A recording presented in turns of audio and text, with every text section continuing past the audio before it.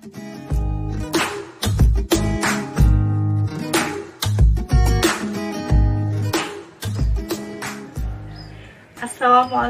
warahmatullahi wabarakatuh. Selamat pagi anak-anak. Semoga kalian tetap sehat dan semangat untuk mengikuti pembelajaran daring hari ini. Dan sebagai bukti kehadiran kalian, silakan upload foto kalian sesuai dengan aturan SMK PGRI 3 Kota Malang pada grup WA Tugas PPKN. Untuk video pembelajaran kita kali ini, kita akan membahas materi tentang perlindungan dan penegakan hukum di Indonesia. Mari kita bersama-sama menyaksikan tayangan video berikut ini. Selamat berjumpa kembali dalam video pembelajaran PPKN. Kali ini kita akan bertemu dengan materi bab 2, yaitu perlindungan dan penegakan hukum di Indonesia.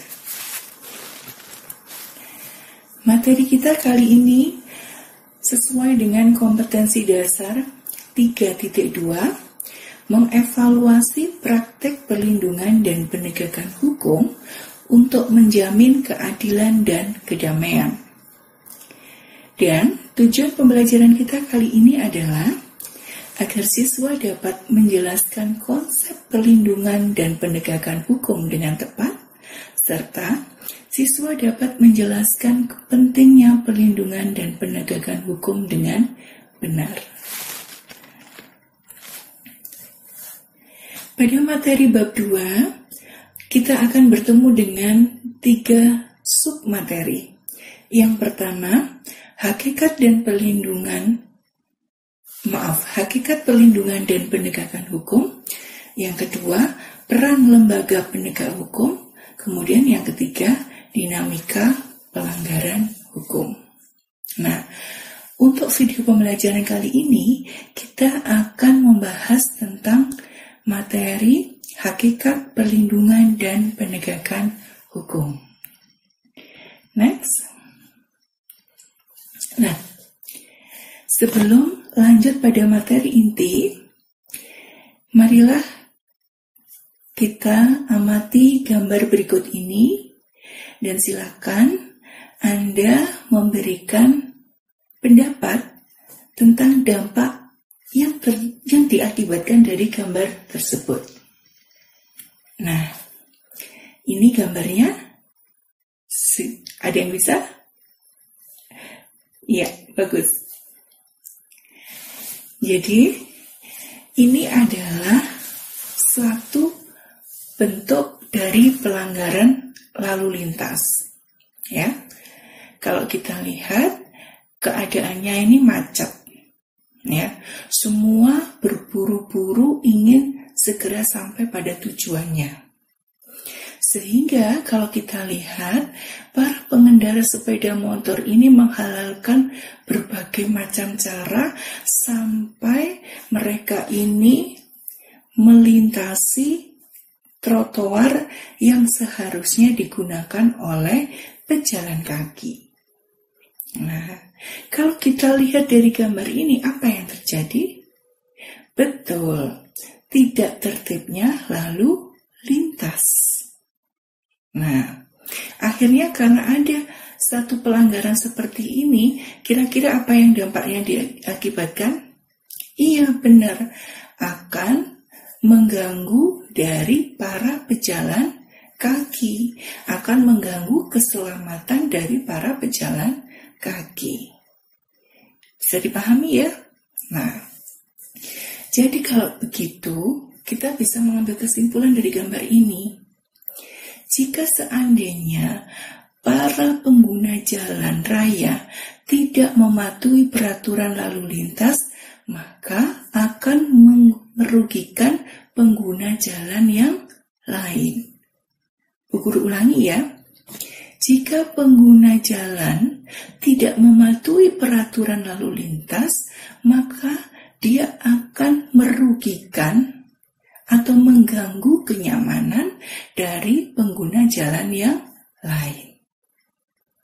Nah, agar tidak terjadi yang namanya rasa ketidaknyamanan tersebut, maka apa yang harus dilakukan? Betul, harus ada yang namanya perlindungan hukum. Nah, sekarang apa yang dimaksud dengan perlindungan hukum? Nih, menurut Simanjuntak, perlindungan hukum itu adalah segala upaya pemerintah untuk menjamin adanya kepastian hukum serta memberi perlindungan kepada warganya agar hak-haknya sebagai seorang warga negara tidak dilanggar, dan bagi yang melanggarnya akan dapat dikenakan sanksi sesuai dengan peraturan yang berlaku. Nah, sekarang kita lihat apa sih sebetulnya? Ada berapa sih unsur perlindungan hukum itu? Di sini ada 4. Yang pertama, unsur perlindungan hukum itu adalah, unsur yang pertama adalah perlindungan dari pemerintah kepada warga negara. Nah, yang B, adanya jaminan kepastian hukum. Jadi, pemerintah untuk melindungi warga negaranya membuatkan suatu peraturan, di mana peraturan itu adalah satu jaminan kepastian hukum bagi warga negara agar haknya terlindungi. Kemudian yang C, perlindungan hak warga negara, di mana kita tahu seperti yang saya singgung tadi, bahwa setiap undang-undang yang dibuat itu akan mengandung unsur dari perlindungan terhadap hak warga negara. Kemudian yang D adalah adanya sanksi yang tegas. Sanksi yang tegas ini punya maksud, yaitu apa? Membuat jerah bagi si pelanggar hukum. Nah, jika mereka jerah, maka tidak akan mengulangi lagi. Nah, sehingga disitulah nanti akan tercipta yang namanya ketertiban dan keamanan. Bisa dipahami sampai sini? Alhamdulillah. Next. Nah, sekarang kita bicara pentingnya perlindungan dan penegakan hukum. Yang pertama, tegaknya supremasi hukum. Maksudnya dari supremasi hukum itu apa? Maksudnya begini, segala tindakan yang dilakukan oleh pemerintah maupun warga negara itu harus didasarkan pada hukum yang berlaku. Atau dengan kata lain adalah hukum itu dilaksanakan sebenar-benarnya atau sesuai dengan peraturan yang ada. Begitu. Kemudian pentingnya perlindungan dan penegakan hukum yang kedua adalah tegaknya keadilan. Di mana kita tahu bahwa tujuan dari adanya hukum adalah bisa menciptakan keadilan. Maksudnya keadilan itu bagaimana, Bu Guru? Adanya keseimbangan antara hak dan kewajiban di sini.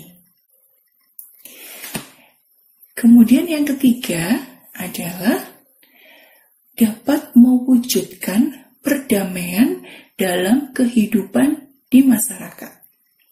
Jadi kalau sudah ada perlindungan dan penegakan hukum, maka masyarakat akan merasa damai, akan merasa tentram di dalam hidupnya. Bisa dipahami ya? Oke, next. Nah, ada 5 faktor keberhasilan perlindungan dan penegakan hukum menurut Surjono Sukanto. Yang pertama adalah hukumnya. Maksudnya bagaimana itu? Hukumnya di sini adalah bahwa isi undang-undang itu tidak boleh bertentangan dengan ideologi negara Pancasila. Itu yang dimaksudkan. Kemudian yang kedua, penegak hukum. Nah, di sini penegak hukum ini adalah ujung tombak di dalam menegakkan hukum yang ada. Jadi mereka harus benar-benar menjalankan tugas sesuai dengan peranannya masing-masing. Yang ketiga, masyarakat. Masuknya dari masyarakat itu bagaimana? Masuknya adalah bagaimana menanamkan kesadaran masyarakat untuk taat pada peraturan, untuk taat pada hukum. Karena jika masyarakat itu taat pada hukum, maka dia tidak akan melanggar. Nah, karena tidak ada melanggar, maka di sini akan tegaklah hukum itu, masyarakat merasa terlindungi. Kemudian sarana dan fasilitas. Nah, sarana dan fasilitas ini macam-macam. Bisa dari sumber daya manusia yang terdidik, bisa juga dari peralatan, bisa juga dari keuangan, ya. Nah, kalau mungkin Bu Guru kasih contoh satu, misalnya, mungkin Anda bingung. Misalnya, peraturan lalu lintas. Saya ambil salah satu yang sekarang kita ada yang namanya CCTV di setiap lampu merah misalnya. Nah, ini adalah satu alat, ya, satu alat yang bisa digunakan untuk menegakkan hukum. Bisa dipahami ya? Nah, kalau Anda bingung, itu salah satunya contoh ya. Kemudian yang kelima adalah kebudayaan. Nah, kebudayaan itu apa artinya? Ada yang tahu? Iya, kebudayaan itu adalah karya, cipta, rasa, ya, yang bertumbuh pada karsa. Kebudayaan itu menciptakan nilai-nilai. Nah, nilai-nilai inilah yang nanti akan mendasari nilai-nilainya hukum yang berlaku di Indonesia. Misalnya contoh ini. Kebudayaan itu mengajarkan kita mana yang harus dilakukan, mana yang tidak boleh dilakukan.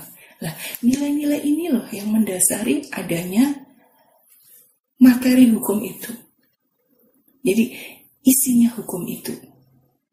Saya ulangi lagi ya. Kebudayaan itu kan menghasilkan nilai-nilai ya nak ya. Nilai-nilai. Nilai-nilainya tuh misalnya begini. Mana sih yang harus kamu lakukan? Oh ini jelek dilakukan. Oh ini baik dilakukan misalnya. Nah, itu kan sama juga dengan peraturan sebetulnya. Nah, ini loh nilai-nilai kebudayaan ini akan mempengaruhi dari isi nilai-nilai hukum. Gitu. Bisa dipahami ya? Oke. Nah, sekarang kita masuk pada sesi latihan soal. Amati gambar berikut dan silakan berikan pendapat Anda tentang kejadian tersebut dan serta solusi. Nah, kita lihat gambarnya. Nah, saya yakin Anda sudah tidak asing dengan peristiwa-peristiwa ini ya.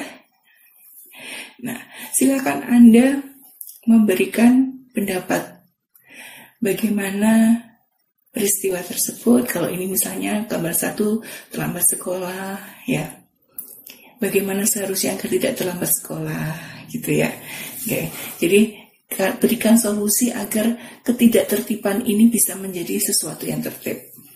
Nah, silakan Anda kerjakan di buku tulis seperti biasa, kemudian Anda foto dan Anda upload di grup tugas WA PPKN. Dan jangan lupa Anda sertakan foto penampilan diri Anda sebagai bukti kehadiran pada daring sesi ini. Jelas ya? Oke. Sekarang kita masuk pada kesimpulan. Kesimpulan materi kita hari ini apa? Kesimpulannya adalah bahwa perlindungan hukum dapat terwujud apabila proses penegakan hukum itu dilaksanakan. Guru ulangi lagi, perlindungan hukum dapat terwujud apabila proses penegakan hukum dilaksanakan. Baiklah, sekian materi kita kali ini. Semoga bermanfaat dan tetap semangat anak-anakku. Terus belajar walaupun di masa pandemi COVID seperti saat ini. Kita harus terus berjuang, harus terus menuntut ilmu. Salam semangat.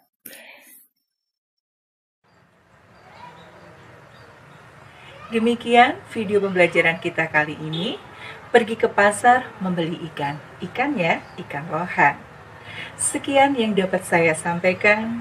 Sampai jumpa di lain kesempatan. Wassalamualaikum warahmatullahi wabarakatuh. Skariga Jaya, Jaya luar biasa.